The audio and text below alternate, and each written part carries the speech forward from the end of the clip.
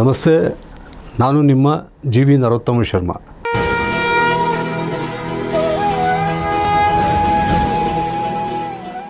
ವೃಷಭ ರಾಶಿ ಸಂಜಾತರ ವರ್ಷ ಭವಿಷ್ಯ ಫಲವನ್ನು ತಿಳಿಯೋಣ.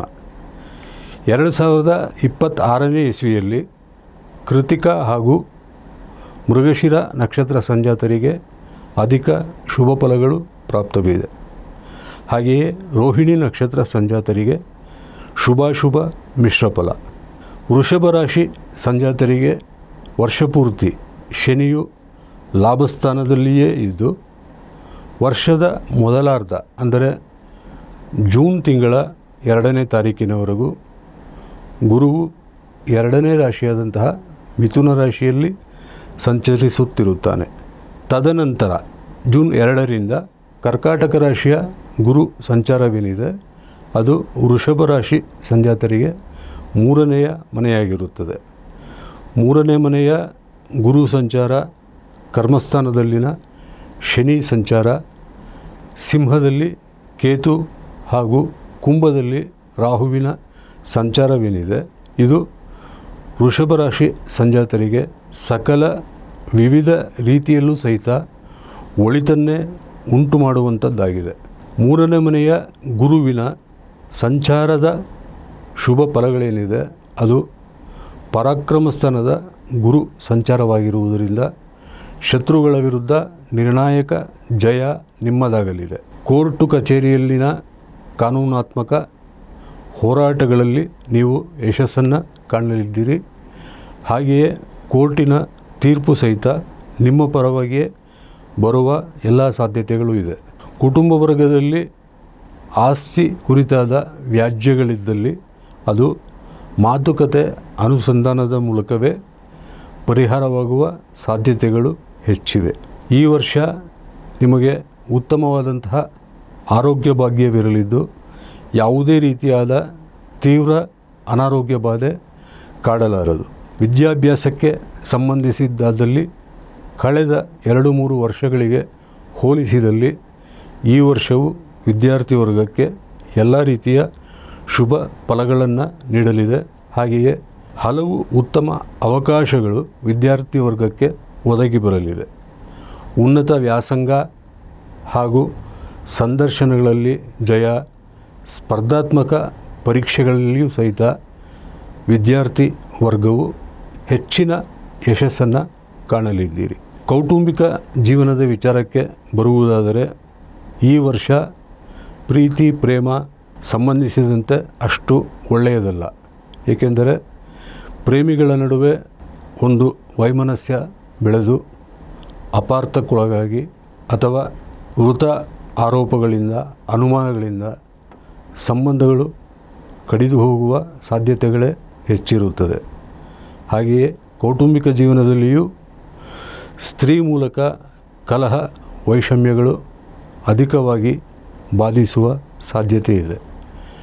ಕೌಟುಂಬಿಕ ವಿಚಾರವಾಗಿ ಯಾವುದೇ ರೀತಿಯ ಆತುರ, ಆವೇಶ ಅಥವಾ ಸೇಡಿನ ಚಿಂತನೆ ಮತ್ತು ಯೋಚನೆಗಳನ್ನು ಬಿಟ್ಟು ಸಾಕಷ್ಟು ಸಾವಧಾನದಿಂದ ಮಾತುಕತೆಯ ಮೂಲಕವೇ ಎಲ್ಲ ವೈಷಮ್ಯಗಳನ್ನು ಬಗೆಹರಿಸಿಕೊಳ್ಳುವುದು ಒಳ್ಳೆಯದು. ಕೋರ್ಟು ಕಚೇರಿ ಎಂದು ನಿಮ್ಮ ಒಂದು ಕೌಟುಂಬಿಕ ಜೀವನದ ಸಮಸ್ಯೆಗಳನ್ನು ಕಠಿಣಗೊಳಿಸಿಕೊಳ್ಳಬೇಡಿ.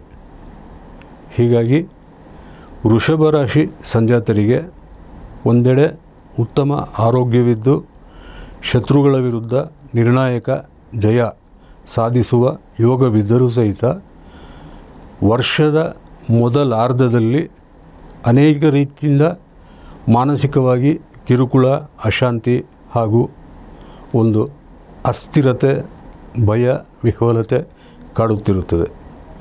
ಈ ಒಂದು ಎಲ್ಲ ಚಿಂತೆಗಳಿಂದ ಹೊರಬರಲು ತಪ್ಪದೆ ಶ್ರೀ ದುರ್ಗಾದೇವಿಯ ದ್ವಾದಶಾಕ್ಷರ ಮಂತ್ರೋಪಾಸನೆಯನ್ನು ಮಾಡಿ. ಓಂ ಶ್ರೀಂ ಹ್ರೀಂ ದುಂ ದುರ್ಗಾಂ ದೇವೀಂ ಶರಣಮಹಂ ಪ್ರಪದ್ಯೆ. ಓಂ ಶ್ರೀಂ ಹ್ರೀಂ ದುಂ ದುರ್ಗಾಂ ದೇವೀಂ ಶರಣಮಹಂ ಪ್ರಪದ್ಯೆ. ಈ ಒಂದು ದುರ್ಗಾದೇವಿಯ ಮಂತ್ರೋಪಾಸನೆಯನ್ನು ಮಾಡುತ್ತಾ ಅದೇ ದುರ್ಗಾದೇವಿಯ ಸರ್ವಬಾಧ ಪ್ರಶಮನಕಾರಿ ತ್ರೈಲೋಕ್ಯಸ್ಯಾಖಿಲೇಶ್ವರಿ ಏವಮೇವ ತ್ವಯಾ ಕಾರ್ಯಂ ಅಸ್ಮದ್ ವೈರಿನಾಶನಂ ಎಂಬ ಶತ್ರು ಬಾಧಾ ನಿವಾರಕ ಮಂತ್ರವನ್ನು ಪಠಿಸುವುದರಿಂದ ನೀವು ಶತ್ರುಗಳ ವಿರುದ್ಧ ಜಯ ಸಾಧಿಸಲಿದ್ದೀರಿ. ಹಾಗೆಯೇ ನೀವು ಅಂದುಕೊಂಡಂತಹ ಕೆಲಸ ಕಾರ್ಯಗಳು ನಡೆಯುತ್ತದೆ. ವೃಷಭ ರಾಶಿ ಸಂಜಾತರಿಗೆ ಈ ವರ್ಷ 2026ನೇ ಇಸ್ವಿಯಲ್ಲಿ ಮದುವೆಯ ಯೋಗ ಹಾಗೂ ಸಂತಾನ ಬಲ ಯೋಗವೂ ಉಂಟು. ಸ್ಥಿರಾಸ್ತಿ ವಿಚಾರವಾಗಿ ಸುಮಾರು ಕಾಲದಿಂದ ನೀವು ಪ್ರಯತ್ನಿಸುತ್ತಿದ್ದರೂ ಸಹಿತ ಕೈಗೂಡದೇ ಇದ್ದಂತಹ ಕೆಲಸಗಳು ಈ ವರ್ಷದಲ್ಲಿ ನೆರವೇರಲಿದೆ. ಹಾಗೆಯೇ ವಿವಿಧ ಮೂಲಗಳಿಂದ ಅಧಿಕವಾದಂತಹ ಧನ ಸಂಪಾದನೆಯಾಗಲಿದೆ ಹಾಗೂ ಗೃಹ ನಿರ್ಮಾಣ ಮುಂತಾದ ವಿಚಾರಗಳಲ್ಲಿ ನಿಮಗೆ ಹಣಕಾಸು ಸಂಸ್ಥೆಗಳ ನೆರವು ಸಿಗಲಿದೆ. ಒಟ್ಟಾರೆಯಾಗಿ ಹೇಳುವುದಾದರೆ 2026ನೇ ಇಸ್ವಿ ವೃಷಭ ರಾಶಿ ಸಂಜಾತರಿಗೆ ಸರ್ವ ರೀತಿಯಿಂದಲೂ ಒಳಿತನ್ನೇ ಮಾಡುವಂತಹ ವರ್ಷವಾಗಲಿದೆ.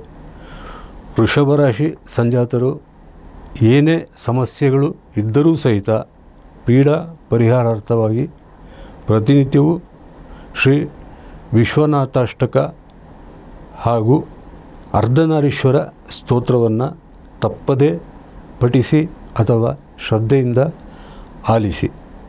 ನಿಮ್ಮ ಎಲ್ಲ ಸಂಕಷ್ಟಗಳು ದೂರಾಗಿ ನಿಮಗೆ ಒಳಿತುಂಟಾಗಲಿ ಎಂದು ಆಶಿಸುತ್ತಾ ಕಾಮೆಂಟ್ಸ್, ಶೇರ್, ಲೈಕ್ ತಿಳಿಸಿ ಎಂದು ಕೇಳಿಕೊಳ್ಳುತ್ತಾ ಮುಂದಿನ ಜ್ಯೋತಿಷ್ಯ ಕಾರ್ಯಕ್ರಮದಲ್ಲಿ ಭೇಟಿಯಾಗೋಣ. ಧನ್ಯವಾದಗಳು.